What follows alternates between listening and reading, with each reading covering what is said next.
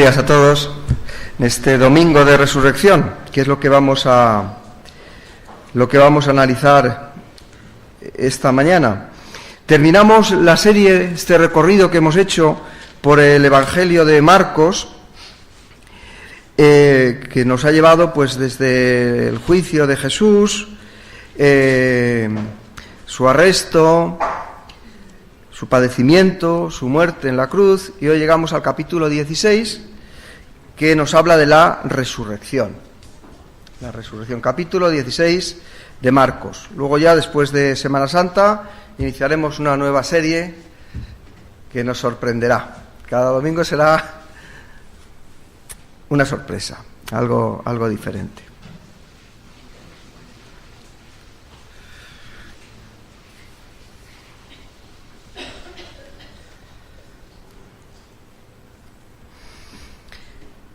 Estamos ahí en el capítulo 16. Yo creo que todos hemos oído alguna vez la expresión que los árboles no nos dejan ver el bosque. ¿Lo habéis oído todos? A veces los árboles no nos dejan ver el bosque. ¿No lo habéis oído? Pues hoy lo oís por primera vez. Pasa, a veces uno está tan metido dentro del bosque que está mirando solamente lo que tiene al lado y esta cercanía te impide tener una panorámica general de lo que es el bosque, y son los árboles los que te impiden que veas el bosque.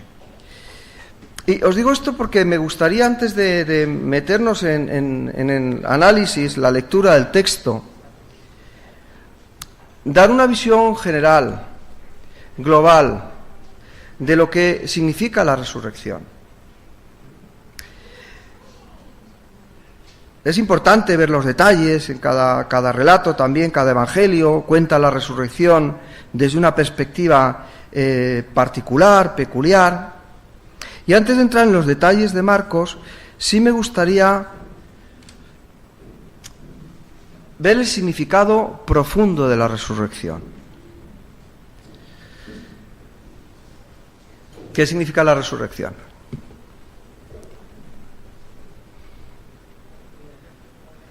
La vida eterna. ¿El qué, Flor?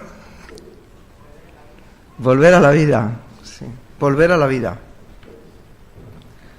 Hoy celebramos, y cada domingo celebramos la resurrección de Jesús. Esto es lo que la iglesia primitiva celebraba. La muerte, pero sobre todo el domingo, la resurrección. ¿Qué significa para ti la resurrección? Bueno, es una dimensión a lo mejor personal, una dimensión particular.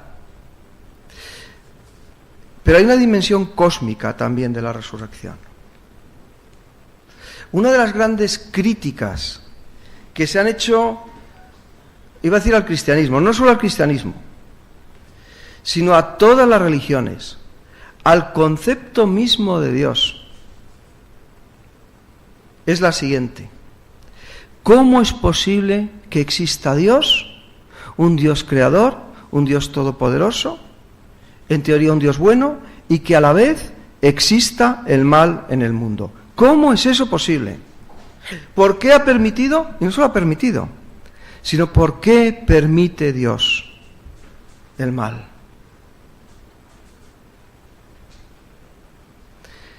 Y sabéis, no hay otra respuesta.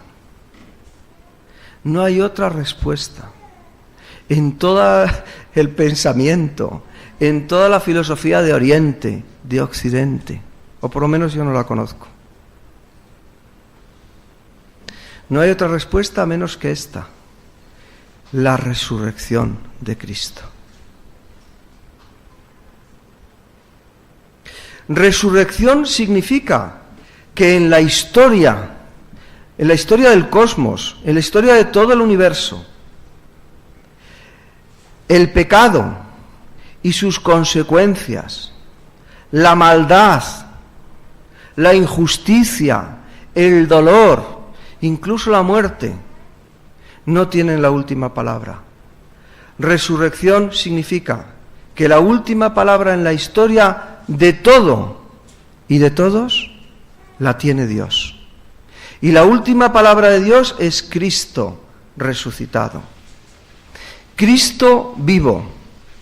Cristo victorioso, Cristo vencedor. Esto significa que el mal, el dolor, la injusticia, y me vienen esas imágenes que hemos visto tantas veces, de los niños desnutridos en África, llenos de moscas, escuálidos, flacos, cuando no niños de la guerra, a los que se mezcla pólvora con droga para que maten. Resurrección significa que un día esos que murieron en la injusticia, en el pecado y en las consecuencias del pecado de los hombres, esos niños que murieron muchas veces dentro del seno de su mamá, tendrán una segunda oportunidad, y esa segunda oportunidad se llama resurrección. Y si no creemos en la resurrección, dice Pablo en 1 Corintios 15, vana es toda nuestra esperanza. Si al final de la película la última palabra la tiene la muerte, la destrucción, la maldad, el pecado, la injusticia, si el sinsentido sale victorioso, nada tiene sentido. El universo no tiene sentido. Esa es la dimensión cósmica de la esperanza, que después de la noche de la muerte, que es la historia del ser humano, amanece el día de la resurrección. Que frente a la sinrazón de la muerte, eso es lo que predicamos los domingos, frente a la sinrazón de la muerte está la razón profunda de la esperanza, de que Cristo ha resucitado. Y algunos dicen, bueno, pero es que esto no es científico, la resurrección no es científica. ¿Sabéis lo que pienso yo? Que es verdad. La resurrección no es un hecho científico, es un hecho histórico. Y como tal, los hechos históricos no tienen demostración científica. Claro, uno no puede hacer un experimento en un laboratorio y demostrar la resurrección. Pero puede uno hacer un experimento en el laboratorio y demostrar la Revolución Francesa o la conquista de las Galias de Julio César. Es un hecho histórico del cual podemos decir que ocurrió o no ocurrió. Y podemos fiarnos de los testigos que relataron este hecho o no. Podemos ver la racionalidad y el sentido de la resurrección de Cristo o no. Yo lo veo racional, porque si no, sin resurrección, este mundo es una tragedia y un absurdo completo. ¿Cómo sé yo de la resurrección? Aparte de porque las personas que me hablan de ella me resultan fiables. Porque yo veo el Espíritu del que levantó a Cristo de entre los muertos, obrando hoy todavía en nuestras vidas. Y si el Espíritu de aquel que levantó a Jesús de entre los muertos opera en vosotros, esa es para mí la demostración de la resurrección de Cristo. Que Cristo vive porque sigue cambiando vidas, sigue teniendo poder para transformar la historia de los hombres, para darnos esperanza. Como dice Primera de Tesalonicenses, me viene otro texto que dice que es hermosa para Dios, es la muerte de sus justos, ¿verdad? ¿Qué diferencia enfrentar la tragedia, el error, nuestros fracasos, el pecado, la muerte, con esperanza que hacerlo sin esperanza? Primera de Tesalonicenses 4, versículo 13 dice, tampoco queremos, hermanos, que ignoréis acerca de los que duermen.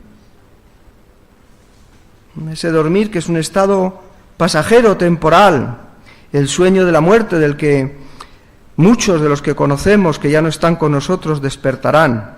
Dice, tampoco queremos, hermanos, que ignoréis acerca de estos que duermen, para que no os entristezcáis como los otros que no tienen esperanza. Porque si creemos que Jesús murió y resucitó, así también traerá Dios con Jesús a los que durmieron con él.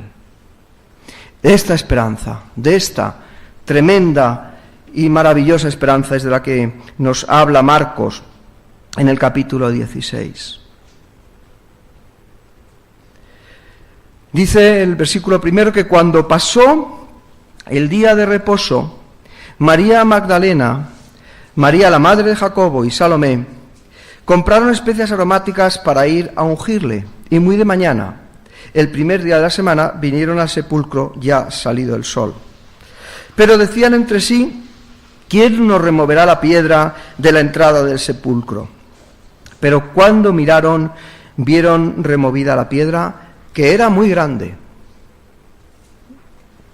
Así empieza el relato.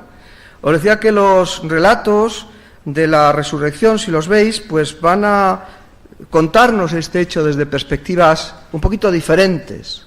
Pero hay algunos rasgos comunes, y uno de ellos es este rasgo: las mujeres. Aparecen mujeres.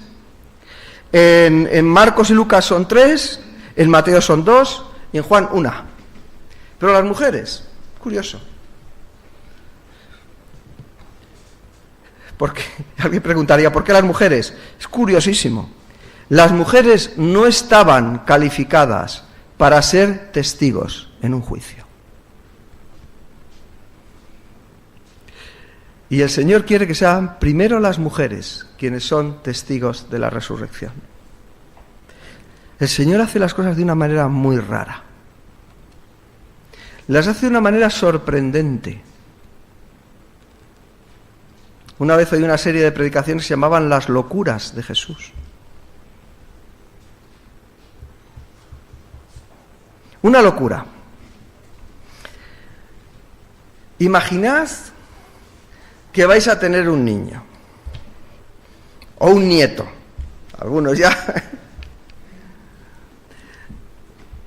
¿Qué querríais para él? ¿Dónde os gustaría que naciese? ¿Dónde os gustaría que viviese? Si pudierais escoger, si hubiese la posibilidad de elegir.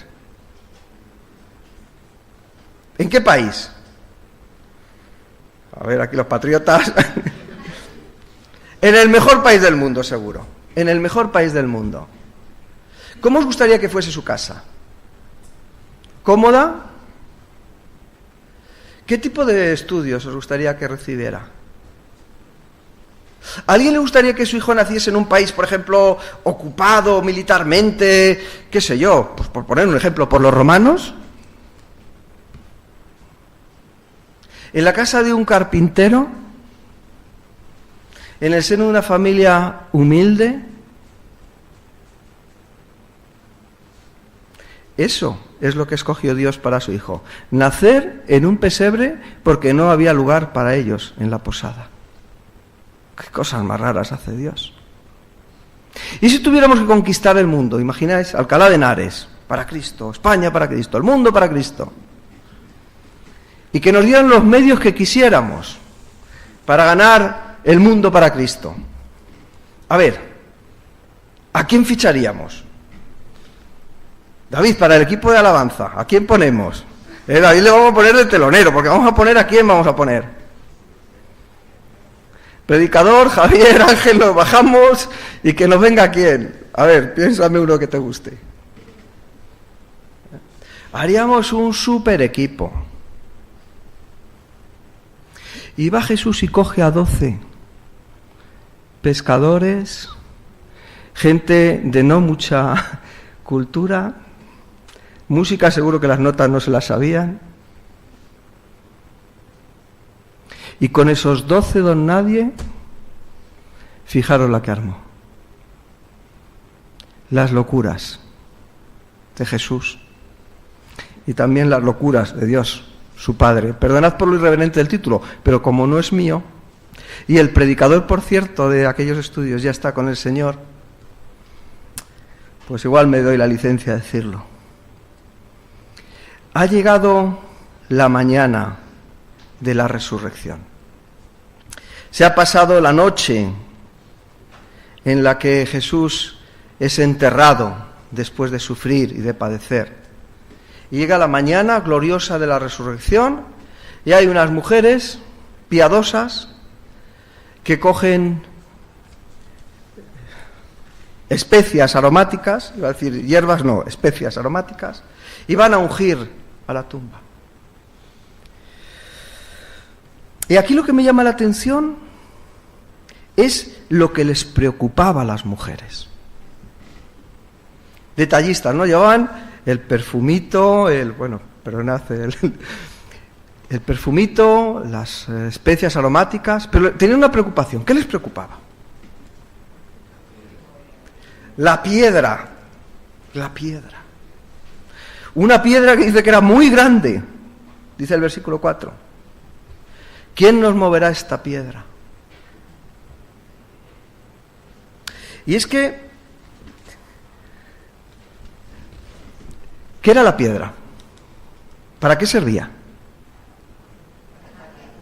Para tapar la tumba. Es que hay una barrera muy grande, y esta es la primera enseñanza de la resurrección.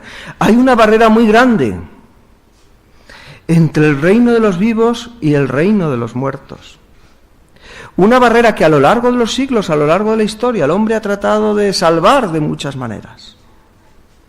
Desde los monumentos megalíticos hasta las pirámides de Egipto, el hombre ha intentado buscar lámparas funerarias que alumbren el sinsentido de la muerte. Entre esta vida y la otra, entre esta vida que tenemos y lo que haya después, hay una piedra muy grande. Y las mujeres estaban preocupadas diciendo, ¿quién nos la removerá? Pero ¿sabéis lo que pasa? Que ese domingo de resurrección, cuando llegan allí, vieron que la piedra del sepulcro ya había sido removida. Muy de mañana, el primer día de la semana, vinieron al sepulcro, ya ha salido el sol, y decían entre sí, ¿quién nos removerá la piedra de la entrada del sepulcro? Pero cuando miraron, vieron removida la piedra, que era muy grande. La barrera de la muerte con la resurrección es una barrera que ha caído, que ha sido quitada. Hay un texto muy bonito en Oseas. Si queréis os lo leo yo, no lo busquéis, muy rápido. Oseas, si queréis anotarlo, 13:14. Dice así: de la mano del Seol, el Seol, sabéis, significa el sepulcro, la tumba, la muerte. De la mano del Seol los redimiré, los libraré de la muerte. ¡Oh muerte! Yo seré tu muerte y seré tu destrucción, oh Seol. Cristo ha vencido la muerte. La muerte no tiene poder sobre Cristo. Y por eso dice Pablo en la 1 Corintios 15 también, dice, ¿dónde está, oh muerte, tu aguijón? ¿Dónde, sepulcro, tu victoria? La muerte no tiene poder sobre nosotros. Cristo ha vencido la muerte. La muerte sigue siendo, y la vemos como un enemigo, y lo es. Pero la Biblia dice que será el último enemigo que será derrotado, que será vencido. ¿Cuándo? Cuando acontezca la resurrección de entre los muertos. Resurrección que ya ha acontecido por primera vez en Cristo. Y si Cristo resucitó, podemos estar seguros de una cosa: nosotros resucitaremos también. La piedra será removida. Aquello que nos separa de la vida no aguantará. Yo seré muerte, tu muerte.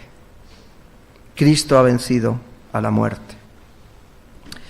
Otra característica muy común que se repite en los 4 evangelios de manera diferente es lo que algunos llaman una angelofanía, es decir, una manifestación angélica. En todos los relatos de la resurrección yo pensaba, ¿por qué?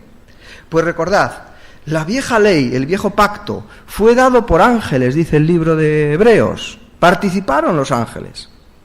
Y en este nuevo pacto también los ángeles están anunciando este nuevo mensaje de la resurrección de Cristo. De hecho, la palabra ángel significa mensajero, ¿verdad? Entonces, hay un mensaje aquí muy importante, lo vamos a leer. Y vemos, os digo que varía también, Mateo y Marcos nos hablan de un ángel, Lucas y Juan aparecen 2 ángeles en el relato. Bueno, eso será objeto de un estudio más profundo en otro momento, pero no ahora. Vamos a centrarnos en lo que dice Marcos. Esas mujeres que llegan ven la piedra del sepulcro removida y entonces entran. Dice, y cuando entraron en el sepulcro, vieron a un joven sentado al lado derecho, cubierto de una ropa larga, blanca, y se espantaron. Mas él les dijo, no os asustéis, Buscáis a Jesús Nazareno, el que fue crucificado, ha resucitado, no está aquí. Mirad el lugar donde le pusieron. Pero id, decid a sus discípulos y a Pedro, que él va delante de vosotros a Galilea. Allí le veréis como os dijo. Es un mensaje, pero es un mensaje, hombre, muy bonito porque anuncia la resurrección, por supuesto, pero es también, yo creo que es un mensaje de exhortación. Es un mensaje que denuncia un error de perspectiva. ¿Qué había dicho Jesús acerca de sí? Que al tercer día, ¿qué pasaría? Que resucitaría. Entonces, ¿dónde está el error de perspectiva? De estas mujeres que fueron con tan buena voluntad y con tanta valentía, porque los otros se quedaron encerraditos en su...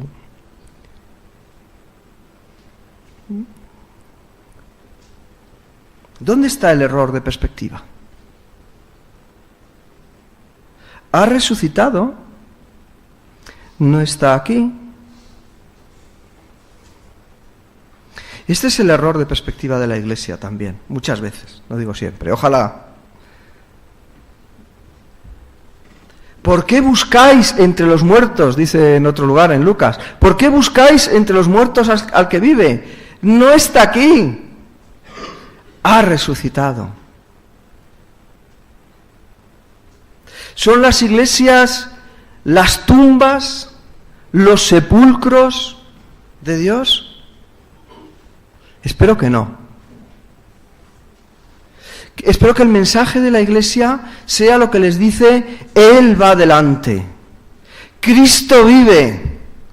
Él no está aquí, enterrado, muerto. Él está vivo.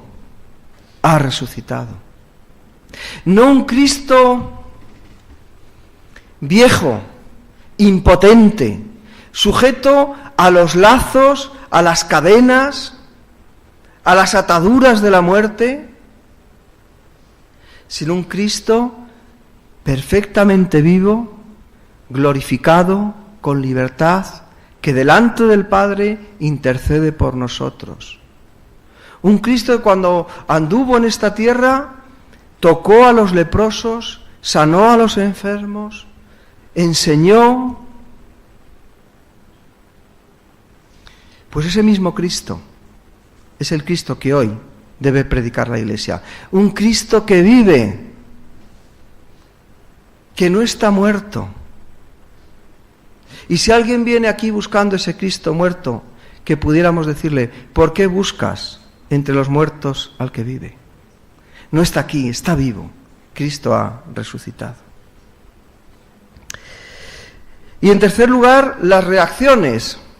Y esta es la parte que a mí me ha gustado más. Las otras partes yo creo que las conocía, pero esta, en Marcos, me ha sorprendido. Lo vamos a leer. ¿Cuáles fueron las reacciones ante esta noticia escandalosa, ante esta buena nueva de la resurrección, de que el sepulcro no se había quedado con nuestro Señor? ¿Cuál fue la reacción? ¿O cuáles fueron las reacciones? Porque vamos a ver unas cuantas. Y os voy a leer solamente las que vienen en en Marcos. Y no voy a salir de aquí. ¿Bien? Y ellas se fueron huyendo del sepulcro. Estoy en el versículo 8. Porque les había tomado temblor y espanto. Ni decían nada a nadie, porque tenían miedo. Bueno, en el fondo eran mujeres.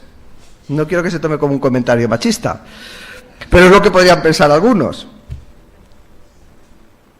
Bueno, pues vamos a ver qué pasó después. Habiendo pues resucitado Jesús, versículo 9, por la mañana, el primer día de la semana, apareció primeramente a María Magdalena, de quien había echado 7 demonios. Yendo ella, lo hizo saber a los que habían estado con él, que estaban tristes y llorando.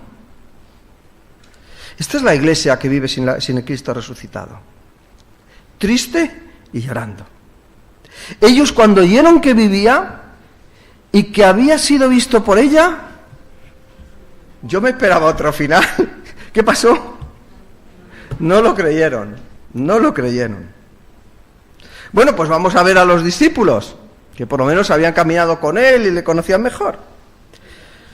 Pero después apareció en otra forma a 2 de ellos que iban de camino yendo al campo. Esto viene en el relato que ha leído Ruth un poquito después, los discípulos de Emaús, ¿no? Se aparece a 2 discípulos. Ellos fueron y lo hicieron saber a los otros. ¿Y qué pasó? Y ni aún ellos creyeron. Y es que no hay más reacciones en el Evangelio de Marcos. ¿Y por qué os digo que me gusta tanto? Javier, mirad, lo voy a decir bajito, ¿se está grabando? Pues entonces lo voy a decir todavía más bajo, tapo el micrófono. Pues cuando leo esto, cuando leí esto yo sentí que estos son del mismo equipo que yo.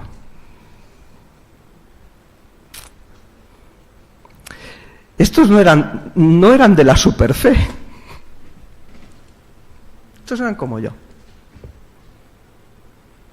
Y admiro de verdad a las personas que tienen fe, porque creo que es un don de Dios tremendo.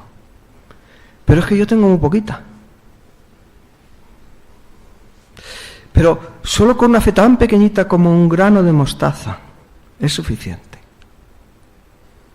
Pero de verdad que a veces, pero me gusta ver aquí hombres que reaccionaron como yo reacciono muchas veces. Y esto me gusta. Pero ¿sabéis lo que me maravilla? Lo que me admira. Lo que me admira es que con estos hombres que tenían tan poquita fe, Dios se glorificó. Es verdad, necesitaban un regalo, necesitaban recibir el Espíritu Santo, algo que tenemos todos aquellos que hemos creído en Dios. Pero con una fe tan pequeñita, Dios obró, hizo maravillas.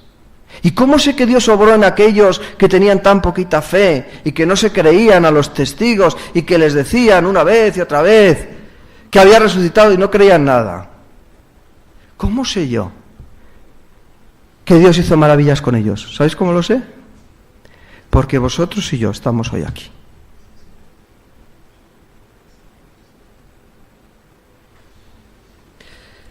Finalmente se apareció a los 11 mismos, estando ellos sentados a la mesa, y les reprochó su incredulidad y dureza de corazón.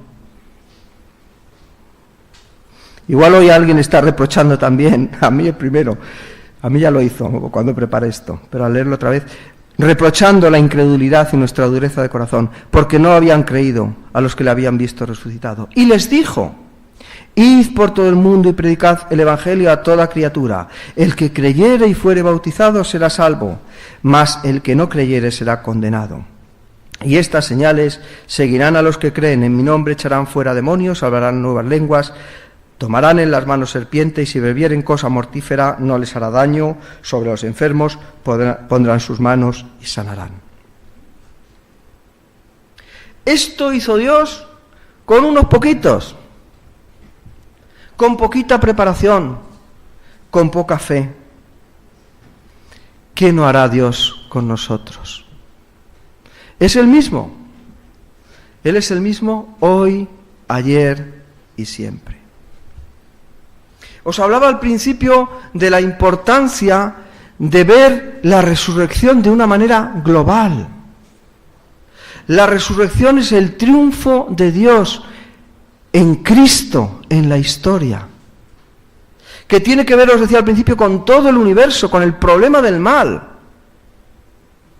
Que un día este cuerpo tuyo y mío, que pecan con tanta facilidad, serán ya completamente transformados, serán glorificados. Y seremos libres del pecado y de la muerte. Un día que esperamos. Hace poco, hoy, leía, que una característica del ser humano, y esto para que lo veáis también en perspectiva, lo que significa en perspectiva la resurrección de Cristo en nuestra vida, en la vida de cada uno de nosotros. Decía este autor que la característica fundamental del ser humano, la característica antropológica principal, es la temporalidad. El ser humano es consciente de 3 etapas, de 3 momentos en el tiempo: pasado, presente y futuro. Esto no está en las cosas, ni en los árboles, y yo creo que tampoco en los animales. Esta visión, esta percepción, esta concepción del tiempo, que sería para hablar otro día de ello también. Y lo característico de esta temporalidad es que estos 3 momentos del ser humano, pasado, presente y futuro, no se dan solamente simultáneamente, sucesivamente, sino que se dan todos en el mismo momento presente del ser humano. Es decir, ¿por qué estamos aquí? ¿Por qué trajisteis comida? ¿Cuál es la explicación? Traje una bandeja de comida hoy. ¿Por qué? ¿Dónde está la explicación? ¿En el pasado? ¿O por qué no la traje? Bueno, porque no quería quedar, pero porque sabía tal cosa. Es decir, nuestro pasado es la explicación de nuestro presente. Nuestro pasado está aquí, lo traemos puesto, ¿sí? Pero también nuestro futuro, si os dais cuenta, también nuestro futuro lo llevamos puesto. Nuestro futuro es lo que aspiramos a hacer. ¿Qué haré cuando termine el culto? ¿Qué haré cuando termine la comida? ¿Me quedaré a ver la película? ¿Haré esto? ¿Haré lo otro? ¿Haré lo de más allá? Nuestro futuro es, en cierto sentido, una anticipación de nuestro presente. ¿Sí o no? ¿Está muy denso esto o se sigue bien? Se sigue, ¿verdad? Este autor dice que en cierta manera, en cierto sentido, nuestro futuro, es decir, aquello que nosotros proyectamos, aquello que nosotros queremos llegar a ser, nuestro futuro, dice, es el origen de nuestro pasado. ¿Por qué? Porque lo que nosotros aspiramos a hacer es lo que nos lleva a hacer lo que estamos haciendo ahora. Que en algún momento, esto que ahora es presente, será después pasado. Esta es una clase de filosofía un poco densa. Pero el ser humano es esto, es pasado, es presente y futuro. Y desde el punto de vista del cristiano y del ser humano, esta es la realidad. Hay un pasado. ¿Sabéis cómo se llama ese pasado? ¿Sabéis cómo se llama eso que hemos dejado atrás?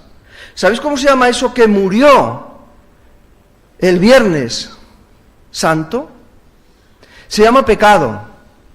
Hay un pasado que se llama pecado. Hay un presente que se llama ¿cómo? Salvación. Cristo murió, Cristo pagó, somos salvos. Estamos en el sábado de Dios.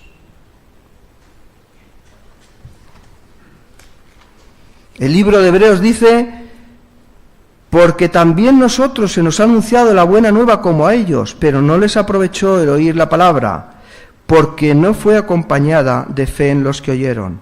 Pero los que hemos creído, entramos en el reposo.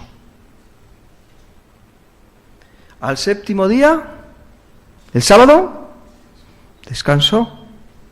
Tenemos paz para con Dios. Estamos justificados. Justificados, dice la epístola de los Romanos. Justificados, pues por la fe tenemos paz para con Dios. Pero la película no se acaba ahí. Hay también un futuro. Estamos en el sábado de la salvación, si hemos dejado atrás el viernes del pecado, pero anhelamos, expectantes y gozosos, el domingo de la resurrección. Ese domingo en el que Dios enjugará toda lágrima de los ojos de ellos, en el cual ya no habrá más pecado, ya no habrá más muerte. Esa esperanza, esa bendita esperanza, en la resurrección final, que se producirá cuando Cristo regrese a la tierra, es lo que la Iglesia primitiva una y otra vez repetía. Y así termina el libro de Apocalipsis. Maranata. He aquí yo vengo en breve. Amén, sí, ven, Señor Jesús. Porque nuestro futuro, que está también en nuestro presente como una anticipación, ¿sabéis cuál es? Que resucitaremos un día con Cristo, que seremos como Él, que ahora nos toca penar, sufrir, padecer. Sí, con paz, tenemos paz en medio de la tormenta, pero ahora nos toca esperar, anhelantes, la salvación completa que se producirá cuando este cuerpo también y todo este universo sea restaurado por la resurrección última, la resurrección final, que ya empezó con las primicias, con Cristo. Por eso se le llama muchas veces el primero de entre los muertos. Cristo ya ha resucitado, hermano, nos espera lo mismo. Este es el mensaje de la resurrección, este es el mensaje del domingo, esta es la enseñanza del domingo. Dios nos dice, la piedra ha sido quitada. Si ya estás muerto con Cristo, te voy a decir una buena noticia, ya no puedes estar peor. Los que están muertos solamente pueden ir a mejor. La puerta, la piedra de la muerte ha sido quitada. Solo nos espera la resurrección. Y el que no teme a la muerte ya no puede temer a nada más, solamente ofender a Dios. La piedra ha sido removida. Cristo vive. ¿Por qué buscáis entre los muertos al que vive? Esta es la segunda lección de la resurrección. Este era el mensaje de la iglesia primitiva y este ha de ser nuestro mensaje, que Cristo vive hoy. Y un mensaje que nos dice que a pesar de nuestra fe pequeñita, Dios puede hacer cosas maravillosas en nosotros y por nosotros, y las hará.